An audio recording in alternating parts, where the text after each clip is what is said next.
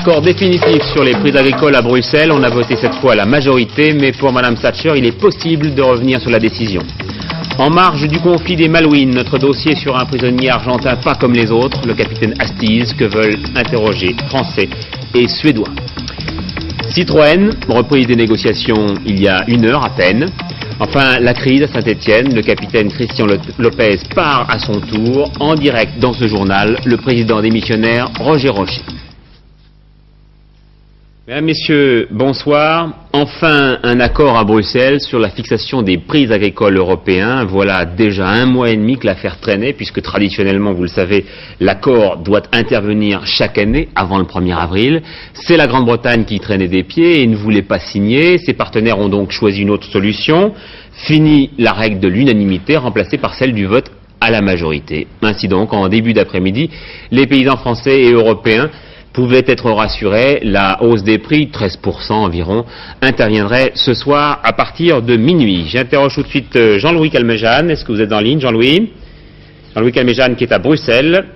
Apparemment, nous avons les mêmes problèmes qu'avec Bruno Albin hier à Buenos Aires. Mais Christian Marimonneau, vous pouvez nous parler de cet accord qui s'est donc signé à la toute dernière minute? Oui, effectivement, ce soir, ce qui est certain, c'est que les agriculteurs vont pouvoir dormir sur leurs 2 oreilles, vous l'avez dit, car ils ont cette fois la certitude de voir leur prix agricole augmenter de 13 à 14,7% pour l'année prochaine. Deuxième remarque rapide, les Anglais ont été pris à leur propre jeu en étant intransigeants sur leur contribution financière à la communauté. Ils pensaient faire pression sur leurs partenaires en refusant de signer cet accord agricole. Eh bien, ils ont perdu. Troisième remarque, c'est un précédent dangereux, c'est le premier accroc depuis 16 ans et peut-être la fin des marathons. Car le compromis dit de Luxembourg de 1966 prévoit la règle de l'unanimité au cas où l'un des États membres estime que ses intérêts vitaux sont en jeu. Prenons un exemple, une augmentation insuffisante des prix agricoles en Italie. Eh bien, les Italiens estiment qu'il risque d'y avoir des manifestations violentes dans son pays, donc va faire appel à l'unanimisme.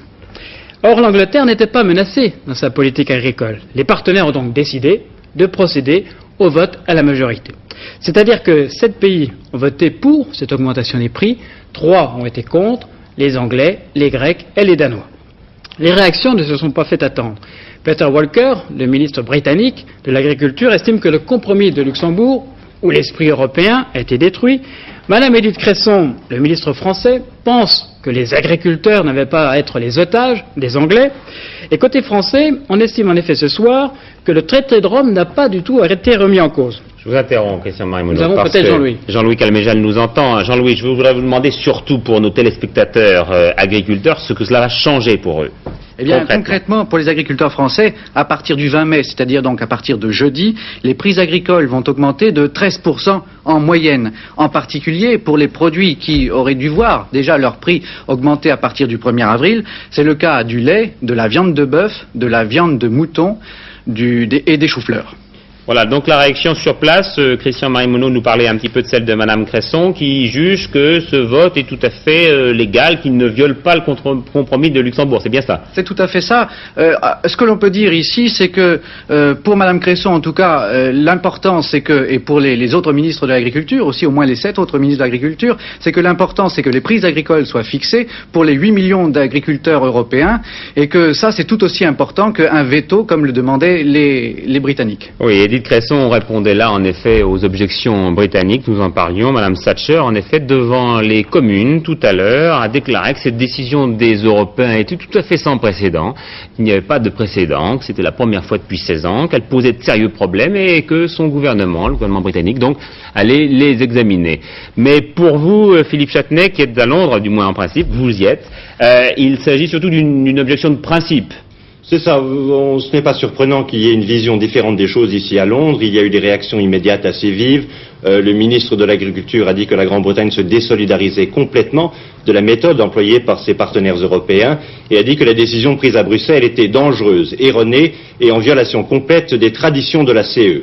Alors tout à l'heure à la Chambre des communes, certains députés se sont montrés encore plus violents. Certains exigeaient que désormais la Grande-Bretagne applique la politique de la chaise vide, comme la France en 1966, et d'autres proposaient que la Grande-Bretagne suspende purement et simplement ses paiements au budget de la CE.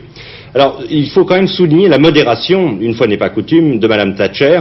Vous l'avez dit, elle a dit que c'était une décision sans précédent, elle a dit que ça posait des problèmes très sérieux, mais surtout elle s'est refusée à tout autre commentaire. Et je pense que la raison pour laquelle Mme Thatcher se montre aussi modérée, c'est que son attention ce soir est absolument monopolisée par la crise des Malouines et surtout par ce qui se passe aux négociations à l'ONU. Vous savez que la Grande-Bretagne a fait de nouvelles propositions à l'Argentine via M. Pérez de Cuellar. On dit ici que ce sont les propositions finales. La Grande-Bretagne n'ira pas au-delà. Et donc on attend d'ici 1 ou 2 jours, a dit Mme Thatcher, la décision argentine. Et à ce propos, Philippe Châtenay, quel est le jugement de Londres sur la prolongation des sanctions des 10 vis-à-vis de l'Argentine, prolongation d'1 semaine?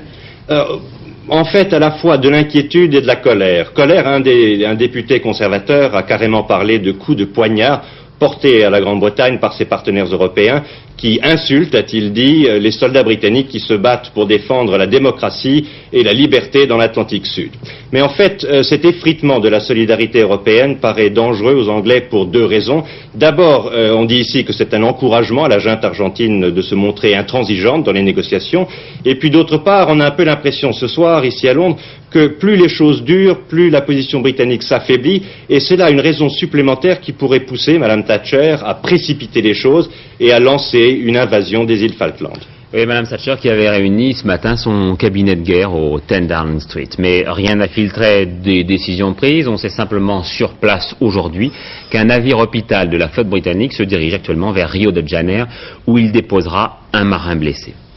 Alors en l'absence d'évolution des conditions stratégiques, l'attention s'est maintenant déplacée vers le cas du capitaine Hasties, un Argentin capturé aux Malouines et identifié tout à la fois par les Anglais, les Français et les Suédois comme étant l'un des principaux tortionnaires de l'école de mécanique de Buenos Aires. On l'appelait même le bourreau de Cordoba. Il est aujourd'hui incarcéré sur l'île d'Ascension dans l'Atlantique Sud, mais en territoire britannique. Paris et Stockholm ont engagé des poursuites et Philippe Rochaud ouvre son dossier. Le 2 avril dernier, c'était jour de gloire pour les soldats argentins. À 1500 km des Malouines, sur la petite île de Géorgie du Sud, un détachement de 160 hommes hissait dans la tempête les couleurs de l'Argentine à la place du drapeau britannique. À la tête de ces hommes, un certain capitaine Hasties. Son nom ne disait rien à personne, ni à ses soldats, ni aux 3 Français qui par hasard ont filmé cette scène. Pourtant, 3 semaines plus tard, le capitaine Hasties se rendait avec sa garnison aux forces britanniques venues reconquérir la Géorgie du Sud. Les Anglais découvraient alors qu'il tenait un gros poisson.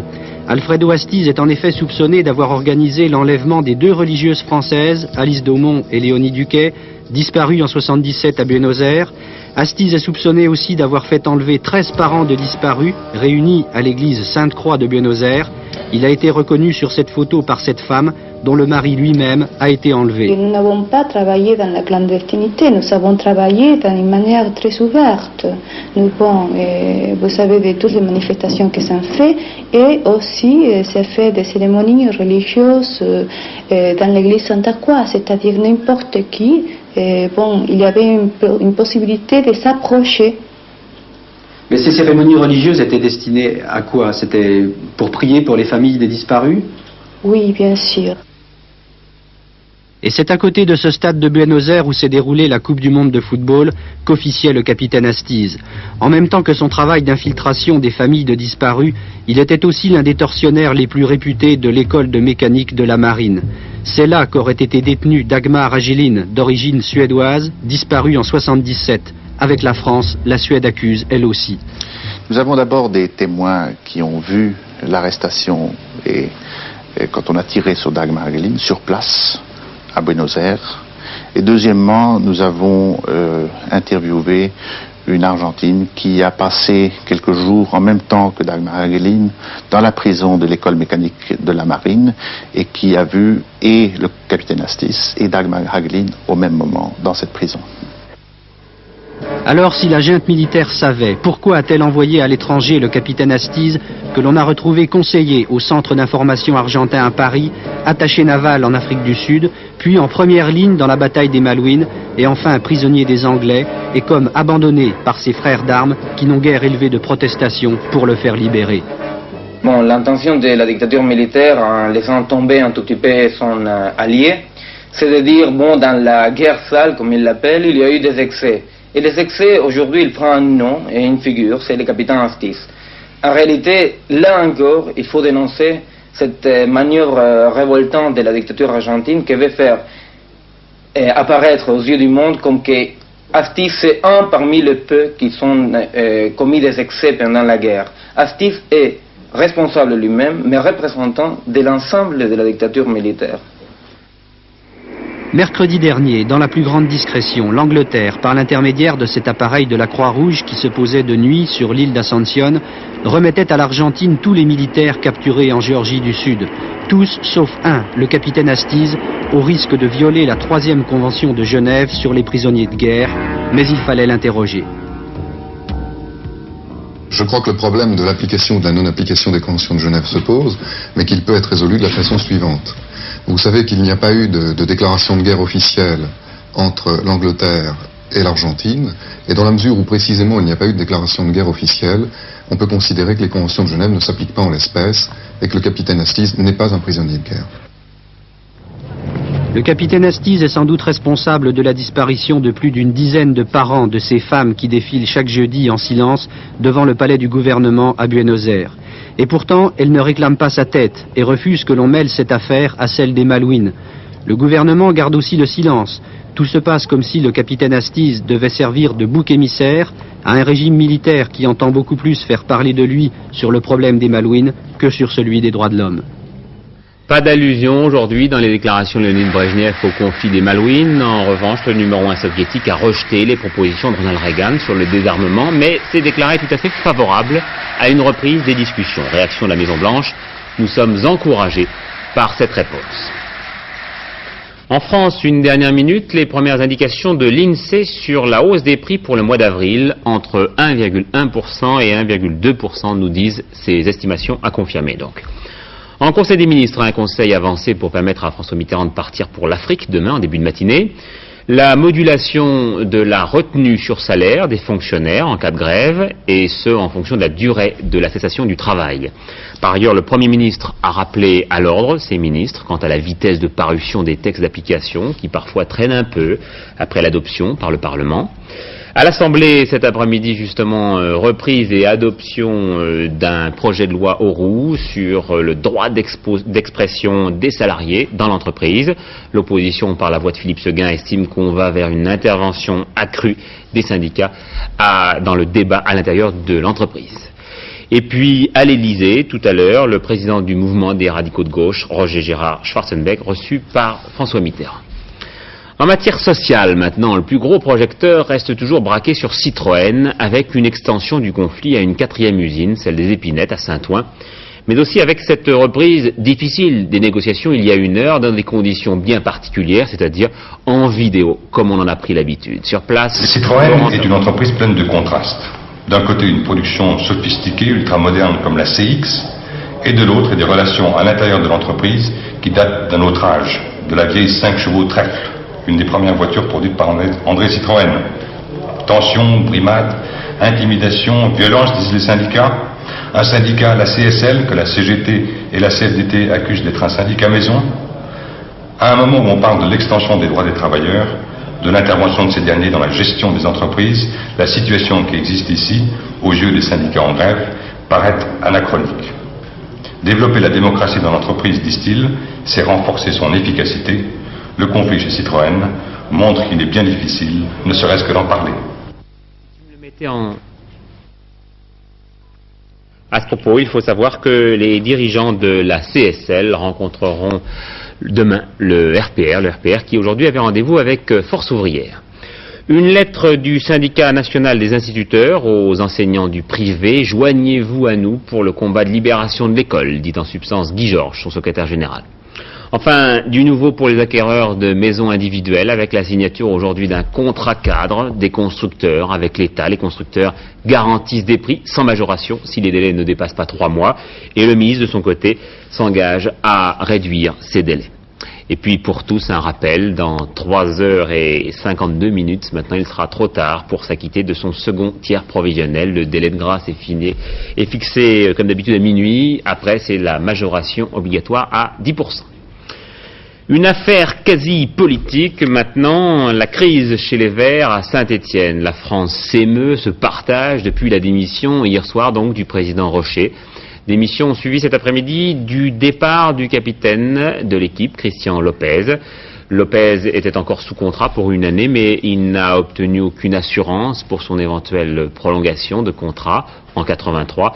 Il a donc préféré quitter le club pour raisons professionnelles. Mais revenons à l'essentiel, c'est-à-dire au départ hier soir du président Rocher qui, pendant plus de 20 ans, a tenu les rênes des Verts.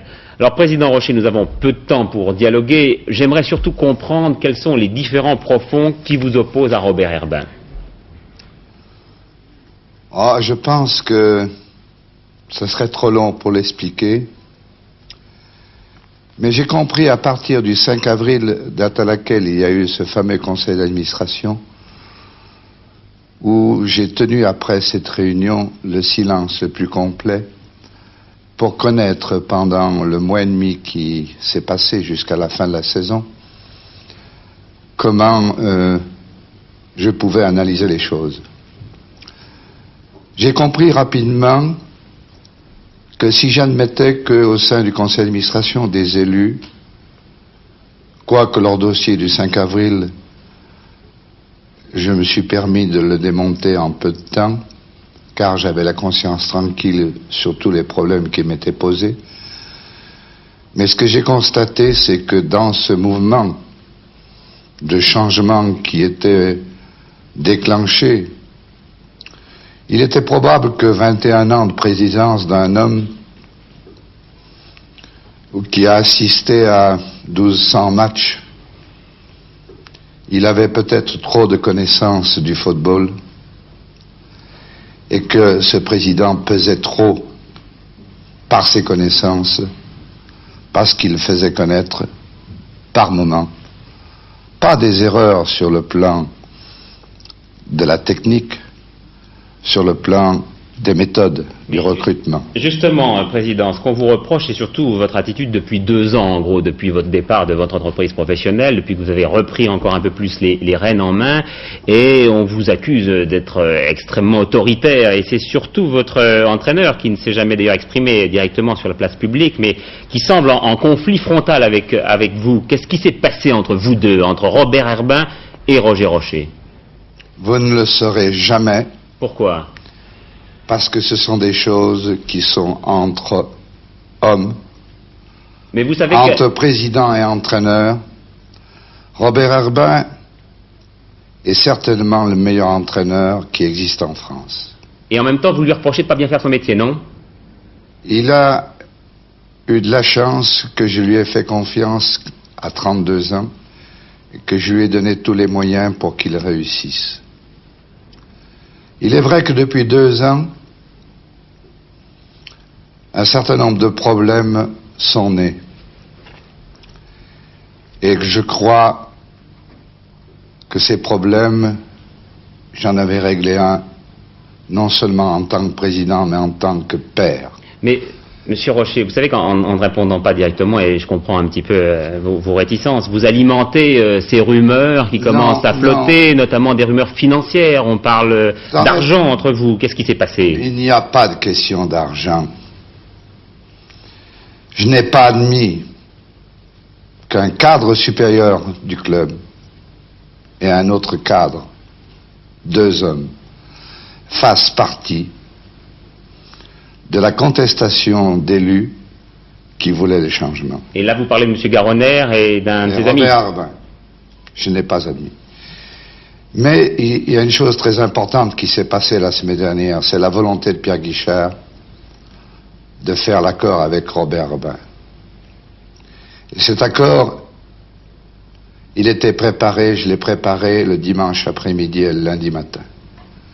Et je devais l'annoncer et toutes les explications au cours de la réunion du conseil d'administration hier. Vous avez l'air, pardonnez-moi Monsieur Rocher, nous sommes obligés de conclure, vous avez l'air actuellement drapé un peu dans une sorte de dignité assez douloureuse, et c'est cela que vous ressentez en ce moment? Non mais écoutez, c'est pas la peine de m'inviter pour me faire schématiser des choses qui mériteraient 1 heure d'explication. Oui, vous savez bien que cette heure-là, nous ne pouvons pas la prendre dans le journal, mais on essaie de comprendre un peu ce qui se passe entre vous deux, et c'est vrai que vous donnez des explications, disons, avec une certaine réticence, par bribes. J'ai toujours respecté les hommes. Et vous pensez qu'on vous a pas respecté? J'ai toujours ce club qui est un club extraordinaire, qui est une machine de guerre, qui est une machine à idées. J'ai toujours respecté et fait respecter la moralité.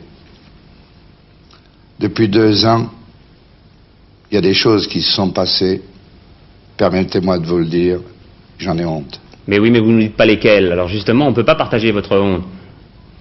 Dans des histoires de famille, monsieur, on garde le silence.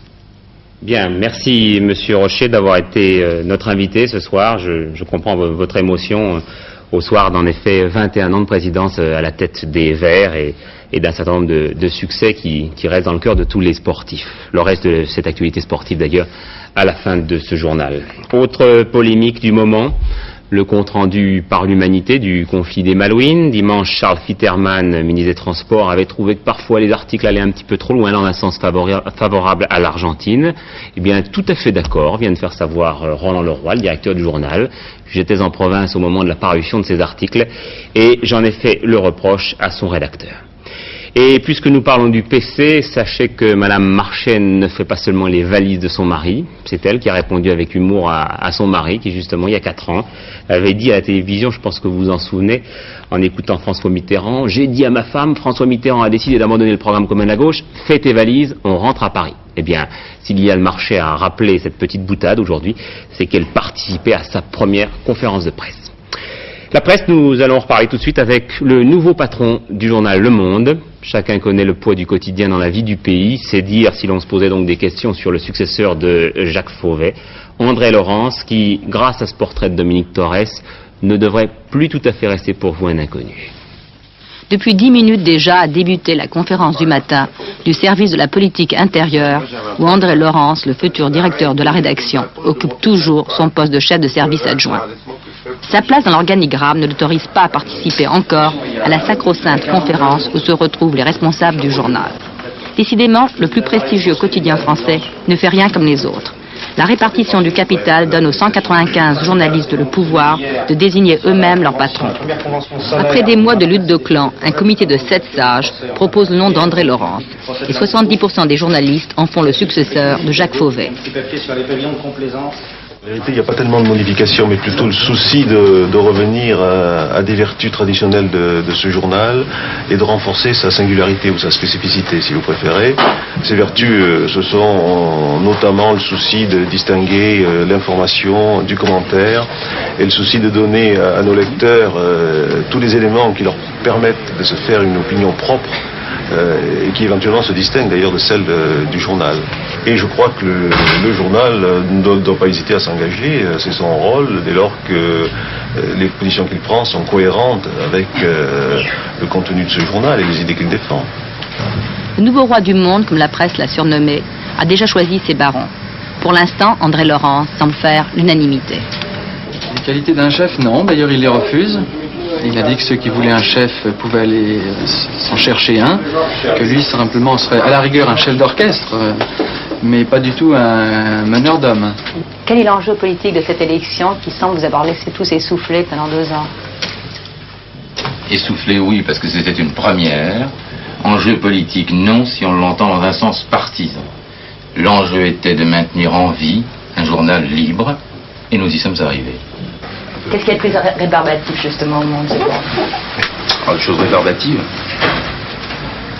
Il y en a quelques-unes dans la manière de formuler et d'écrire, de manière un peu compassée quelquefois.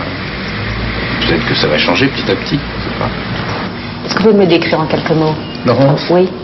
Écoutez, il y a 20 ans qu'il est là, mais je ne peux pas dire que je le connaisse bien, parce que c'est un homme serein, secret, qui a certainement une autorité naturelle, mais qui s'exprime peu. Le Monde, c'est presque un sacerdoce. André Laurence y passe 12 heures par jour et vit d'ailleurs à 2 pas du journal.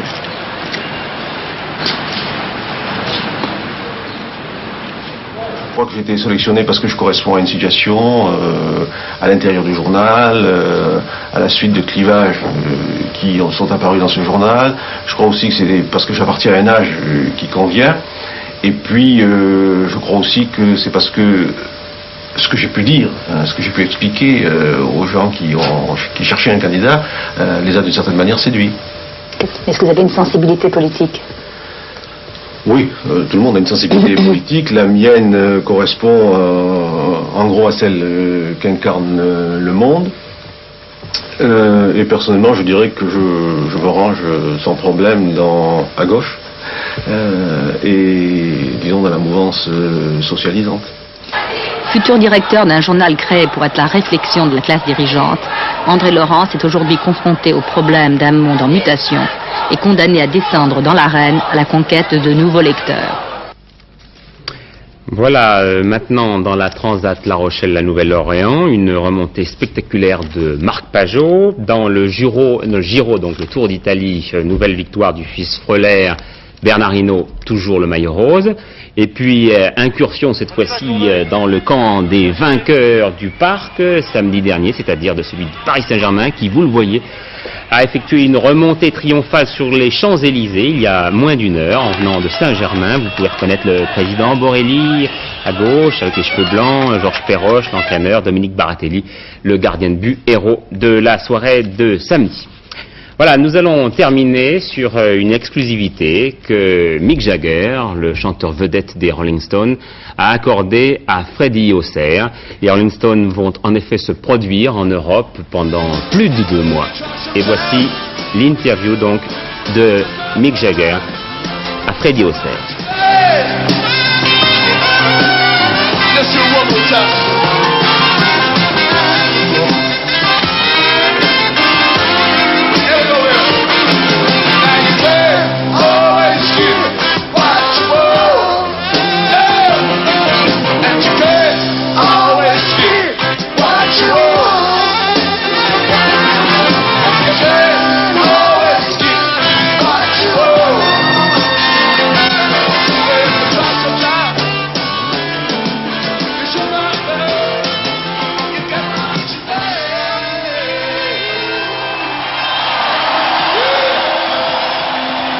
Les chansons sont complètement différentes, vraiment. On a beaucoup de les chansons de les derniers 3 disques. Et aussi, on a les choses comme Under My Thumb, Let's Spend the Night Together. Qui jouera en première partie avant vous, en guest? On a Jay Gars, le Jay Gars Band. C'est très bon. On a joué avec on a Ménic. Ils sont très très bons sur la scène. Et elle a un grand succès avec le dernier disque ici, non? Oui, très bien. Freeze Frame. Oui. Et on va chercher pour un 3e groupe français. Je voudrais bien qu'ils téléphonent. Moi, je leur ai dit de faire. Ah, oui. Je leur ai dit que c'était très bon. Oui, aussi. On va gagner un peu de l'argent, j'espère. Oui, j'espère. Pourquoi pas? Exact. Je voudrais te demander encore une dernière question. Est-ce que je crois que tu seras toujours un rock'n'rollman toute ta vie? Est-ce que le rock'n'roll a changé ces derniers temps? Est-ce que tu trouves? Tu vas changer, hein? Oui, tout à fait. Moi, je suis toujours sur la scène, hein? Je sais. J'aime bien faire les tournées. Oui. Et dans on a vendu des shows, on a fait les shows en Allemagne et en Angleterre. Il y a beaucoup de personnes qui veulent toujours voir les Rolling Stones. Je peux dire merci à lui. Votre billet? Votre billet, Freddy? Merci, Mick. C'est pour les 13. Hein. Ok, merci, Mick. Ok, embrasse fils pour moi. Ok, au revoir. Ça va, je vais bien. Ok.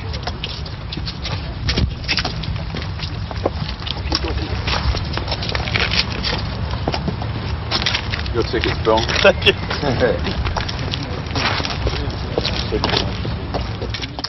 Voilà, le 13 en effet, 13 juin à l'hippodrome d'Auteuil à Paris, ensuite le 16 à Lyon et puis à Nice courant juillet. Le tout, je l'espère, Alain Gillot-Pétret, sous le soleil. Oh, on verra bien, c'est trop loin.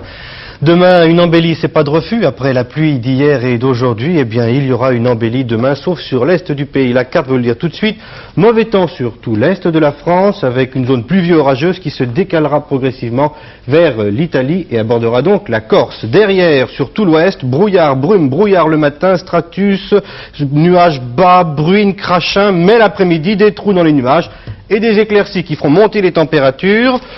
Surtout à l'ouest, donc, et au nord de la Loire, et nous aurons les températures de saison, de 15 degrés minimum à Cherbourg, maximum 24 degrés sur la Méditerranée, c'est tout à fait normal, 20 à Paris. Les conseils de Bison Futé pour les départs de l'Ascension de demain mercredi, si vous partirez entre 15h et 20h, vous êtes certain d'être dans les bouchons.